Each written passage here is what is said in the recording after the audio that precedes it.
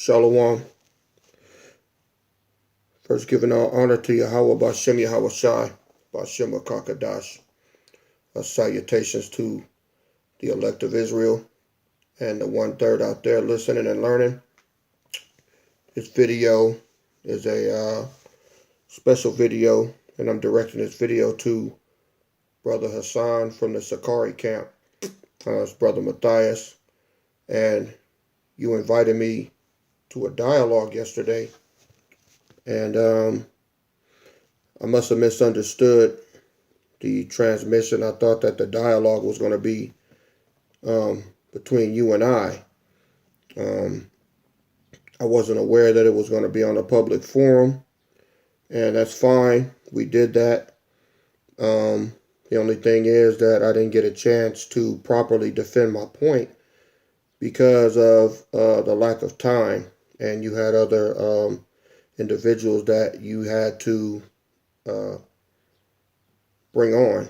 So I'm making this video for the sake of my listeners on R.O.I channel, just in case they were privy to that dialogue that we had yesterday between myself, you, and the other brother's name escapes me.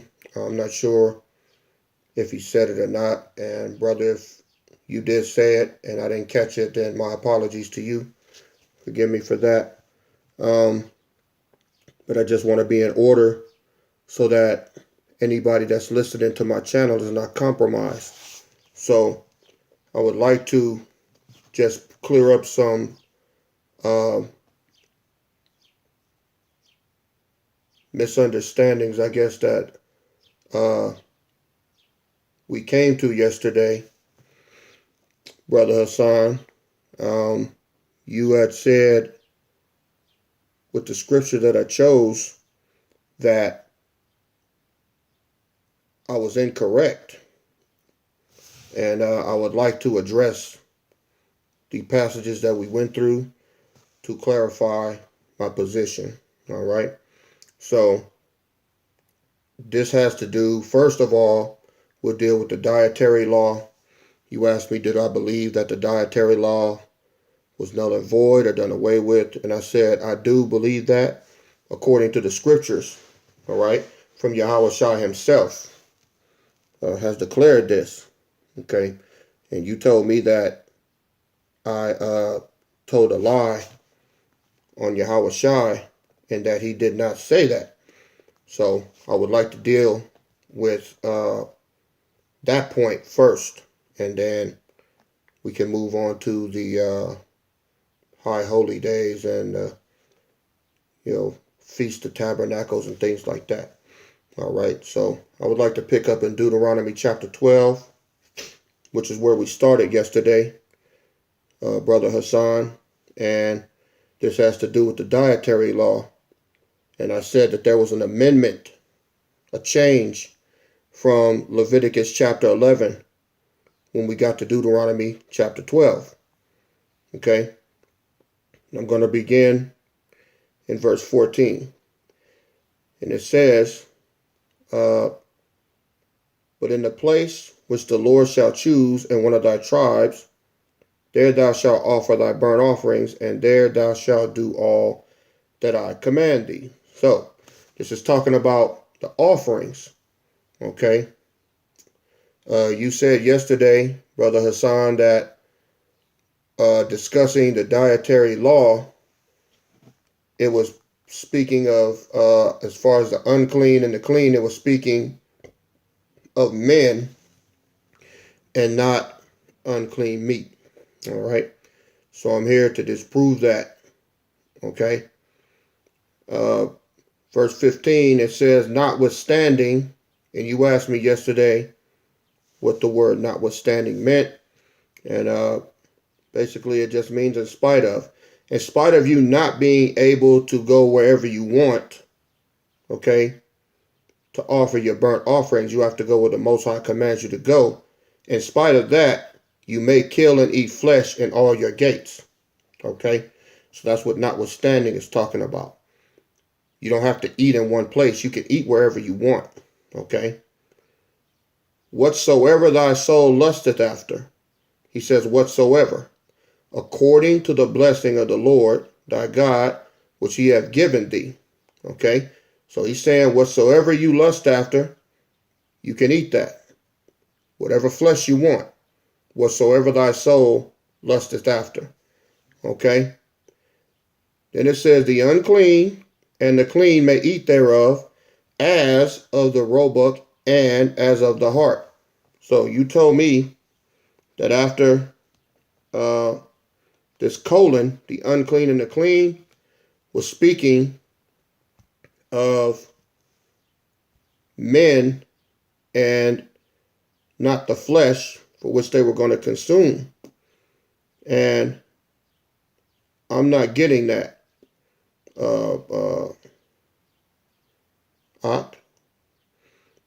I'd like to direct your attention to the Hebrew lexicon. You can go to uppercase H2889 and you'll find the word tahar. Tahar. All right? And it means clean, ceremonially, of animals. Pure physically. Pure, clean, morally, and ethically. All right? Once again, that's H2889. Tahar. That's the Hebrew word. So it's not talking about human beings, which is what I told you yesterday, but you were in disagreement with me. Okay, verse 16 says, only, continuation, ye shall not eat the blood, ye shall pour it upon the earth as water. Okay, so the only thing we can't eat, and it's still forbidden to this day, is the blood. All right. Now, I found another nugget. If we could go to Galatians chapter 9, not Galatians, Salah. Genesis chapter 9, verse 3. And it reads, this is what the Most High Yahweh told Noah and his sons. He said, every moving thing that liveth shall be meat for you. Every living thing that moveth shall be meat for you. All right. Even as the green herb have I given you all things. Verse 4. But the flesh with the life thereof, which is the blood thereof, shall ye not eat. That's the only thing we're restricted from eating is the blood. All right. Which is what I told you yesterday, Akim. All right. Now let's move along to Deuteronomy chapter 12. And we're going to go down to verse 20.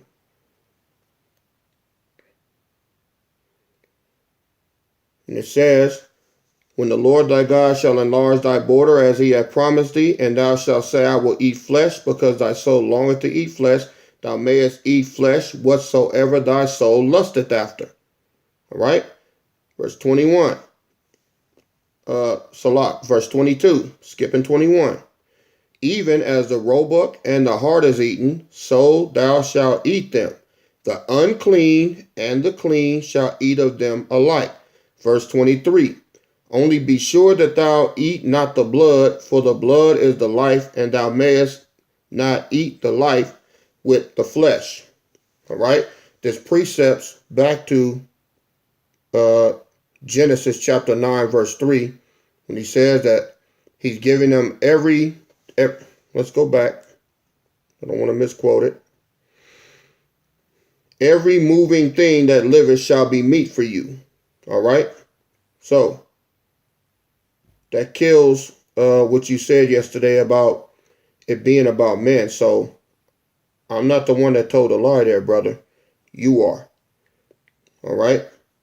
So, we're going to move on to the next phase, which was Deuteronomy chapter 14, because there was another change, another amendment, where the Most High took us back to the dietary law. All right? So I'd like to deal with that. This is Deuteronomy chapter 14, starting at verse 1.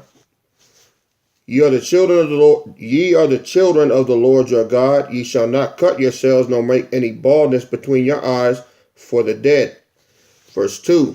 For thou art an holy people unto the Lord thy God, and the Lord hath chosen thee to be a peculiar people unto himself above all the nations that are upon the earth. Now, starting in verse 3, he goes through the entire dietary law again, which coincides with Leviticus chapter 11. All right. So we don't need to go through all of that. We know about the swine. We know about the clean and unclean birds, the clean and unclean fowl. We know about all of that. So we're going to find a reason why he took us back to that in verse 21. Verse 21, Deuteronomy chapter 14. Ye shall not eat of anything that dieth of itself. Thou shalt give it unto the stranger that is within thy gates, okay, that he may eat it, or thou mayest sell it unto an alien. For thou art an holy people unto the Lord thy God. Thou shalt not seethe a kid in his mother's milk.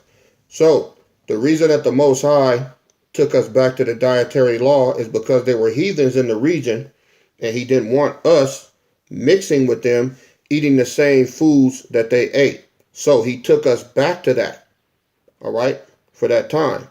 You see, you guys are stuck on that I am the Lord, I change not. He doesn't mean he doesn't change his mind on certain things. He just said, I am the Lord, I change not. Therefore, you sons of Jacob are not consumed.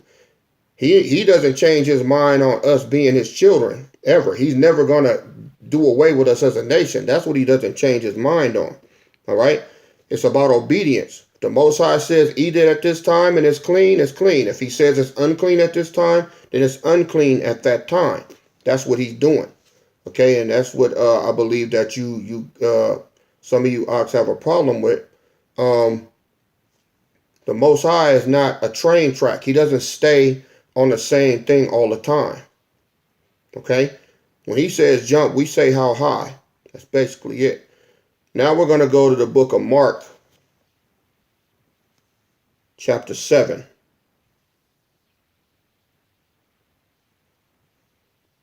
Beginning at verse 18.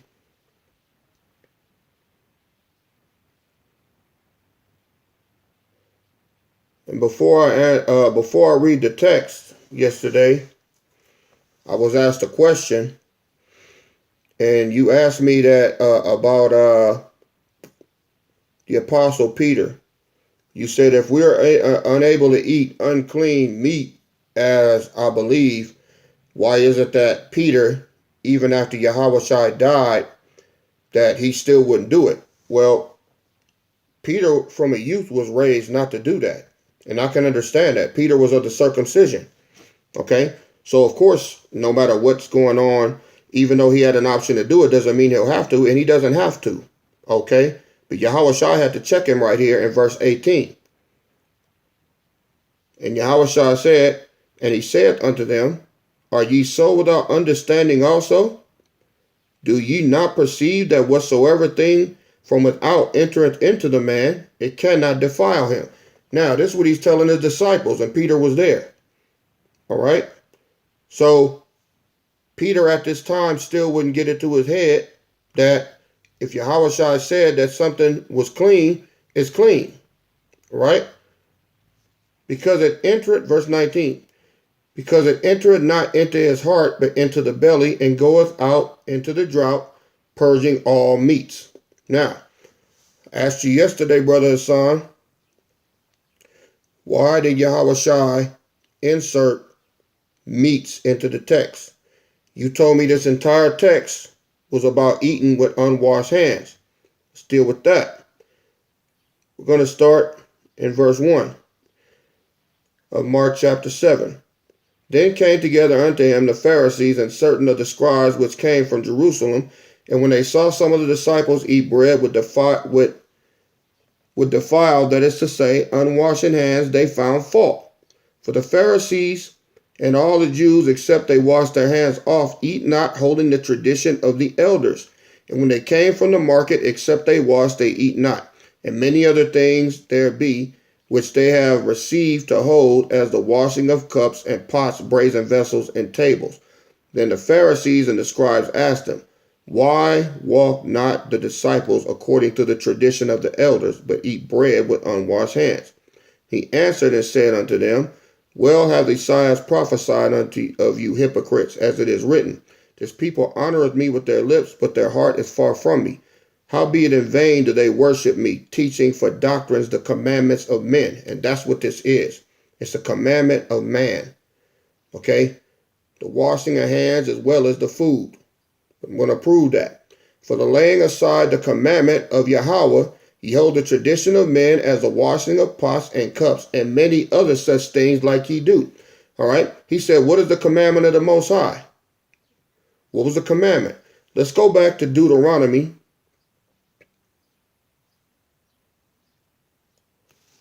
Deuteronomy chapter 12. All right. And I want to read one more time.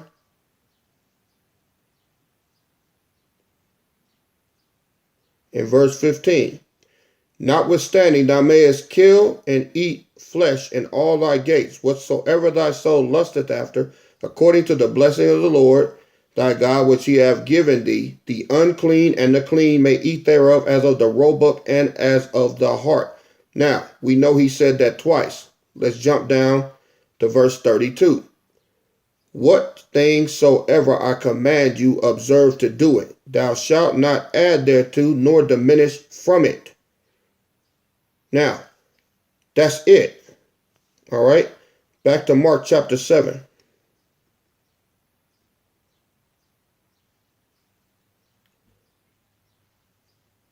Mark chapter 7, starting at verse 15. There is nothing from without a man that entering into him can defile him. But the things which come out of him, those are they which defile the man. If any man have ears, let him hear. All right. So the Most High cleansed it. He cleansed the unclean and clean meats, unless you're around, you have heathens in your border. He took that back to the law just for that instant, so that we wouldn't be mixing, all right, with the strangers in the land, eating the same things they eat. That's why he pronounced them unclean for that time. All right. Now, when we go to verse 19, it's not, he said it's because it entered not into his heart, but into the belly, and goeth out into the drought, purging all meats. This is why he inserted meats into the text, because he was going back to Deuteronomy chapter 12, verse 32, when he said, don't add or take away from what Yahweh has already cleansed. And he cleansed it in verse 15 and verse 22. Okay. Now, he goes on to say, what does defile a man? And he said, that which cometh out of the man, that defiles the man. For from within, out of the heart of man, proceeded evil thoughts, adulteries, fornications, murders, thefts, covetousness, wickedness, deceit, lasciviousness, an evil eye, blasphemy, pride, foolishness. All these evil things come from within and defile the man. Now, he's not talking about no wash hands anymore after that. He goes on to something else in verse 24. He doesn't mention anything else for the rest of the chapter about unwashed hands. So that cuts that what you told me yesterday about Yahweh Shai, and this whole passage is talking about unwashed hands. That was a lie. All right. Now we're going to move along to the high holy days, or the Feast of Tabernacles, which you asked about yesterday. You said, do I celebrate those, or do I believe in that? I believe in them, but I don't believe they have a bearing on salvation right now. So you and your the brother that you had with you yesterday on your station, he chimed in and he asked me about the Feast of Tabernacles and the holy days, and do I believe that that's part of our salvation? I told him, no, I don't. I believe when Yahushua died, okay, that was it. All of our sins are forgiven. All of our trespasses are forgiven. We are under grace right now. I do believe they're going to come back in the kingdom, but we're not there yet. So let's go to Zechariah chapter 14.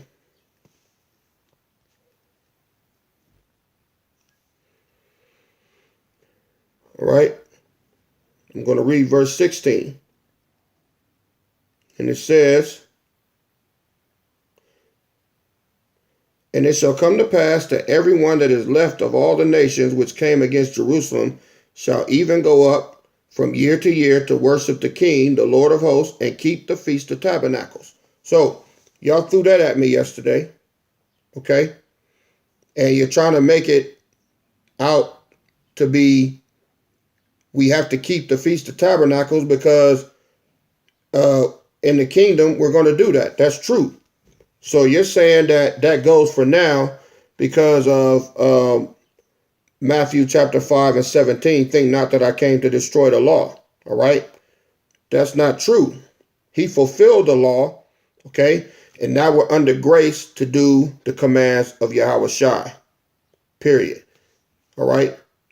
What we read just now in Zechariah 14, that doesn't go for right now, and I'm going to prove it. All right. Let's go to Ezekiel chapter 20.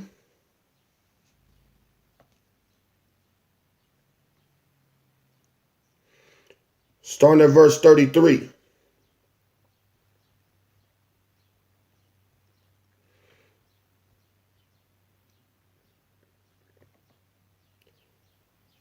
Ezekiel 20, verse 33. "As I live, saith the Lord God, surely with a mighty hand and with a stretched out arm and with fury poured out will I rule over you. And I will bring you out from the people and will gather you out of the countries wherein ye are scattered." Have we done that yet? No. We're still here in America. All right? Mystery Babylon in the scriptures.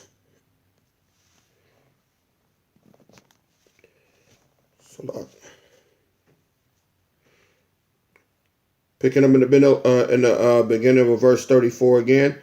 "And I will bring you out from the people and will gather you out of the countries wherein ye are scattered, with a mighty hand and with a stretched out arm and with fury poured out." Verse 35, here's the point. "And I will bring you into the wilderness of the people, and there will I plead with you." All right? We haven't been brought to the wilderness yet. Verse 36. "Like as I pleaded with your fathers in the wilderness of the land of Egypt, so will I plead with you, saith the Lord." Verse 37, Salak. This is the point here. Verse 37. "And I will cause you to pass under the rod, and I will bring you into the bond of the covenant." We have not been brought into the bond of the covenant. All right? And until we are brought into the bond of the covenant, all right, we are no longer under the law right now. We are under grace. We are under the law of liberty, period. So all of this jumping on people about what they eat, they can't eat this, they can't eat that. Man, we eating all kind of stuff here. You know that. You know that. If you don't want to eat shrimp or crab or whatever, don't eat it, man. You don't have to eat it. I'm not telling anybody they have to eat anything. What I'm saying is if they eat it, we're not going to sit here and judge them and condemn them and make them feel bad because they do what they have to do here to survive, man. Another thing is this thing about the pants and the women. All right? When the Bible said, let me get that precept. All right, Salat. When it says that a woman shall not wear that which pertaineth to a man, neither shall a man put on a woman's garment, for all that do so are an abomination unto the Lord. Let's deal with that because that's another cut that you guys like to give, man, about the pants. All right? Women have to wear pants in this society. What are you going to tell her? To quit her job if she's a plumber or a cop or a fireman? What is she going to do? All right? You're putting yokes on people, okay, that you can't bear yourself. Let's deal with this. This is Deuteronomy chapter 22, verse 5. And I read the text, and I want to deal with shall not wear that which pertaineth. If you go to the Hebrew lexicon, uppercase H, 3627, you see the word Kelly. Kelly. All right. Kelly. And this is the biblical usage.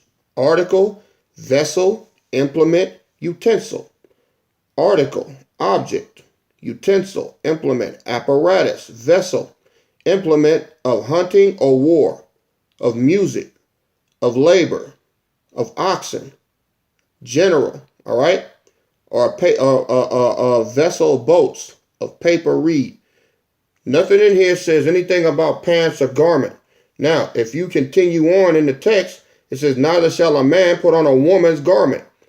But it doesn't say a woman shall not wear a man's garment. It says that which pertaineth to a man. And I'm not saying that women should go around dressed like men, no. But you have taken it upon yourself to say that women can't wear pants. If that's the case, they can't wear t-shirts either. T-shirts pertain to men. Belts pertain to men. Okay? So what are you saying? Y'all take this law shit too far, man. All right? So, there's one last thing I want to hit. Revelations 14 and 5.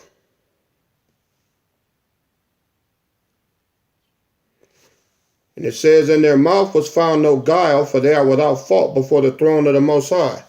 All right? Guile is trickery and deceit.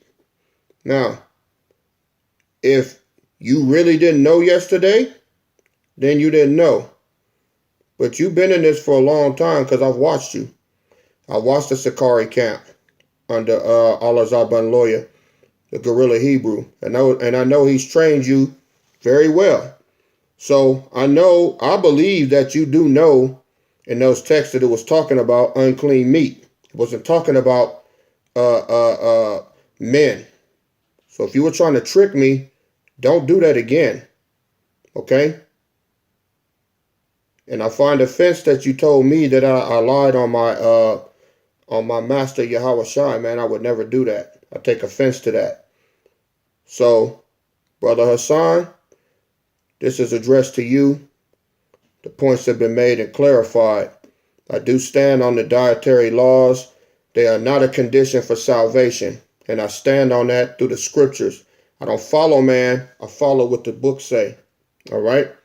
So, if you want to get at me via a messenger, then we can talk. Just me and you. No shows. All right? I still love you and I consider you my brother. And I don't want us having disagreements. I have high respect for Sacarii and all of the camps, man. Okay? But you show me that same respect. And don't try to pull a fast one on me. Because I will hit the gas on you. All right? All right. Giving all praises to Yahweh Bashem Yahweh Shai. All praises due. Matthias is out.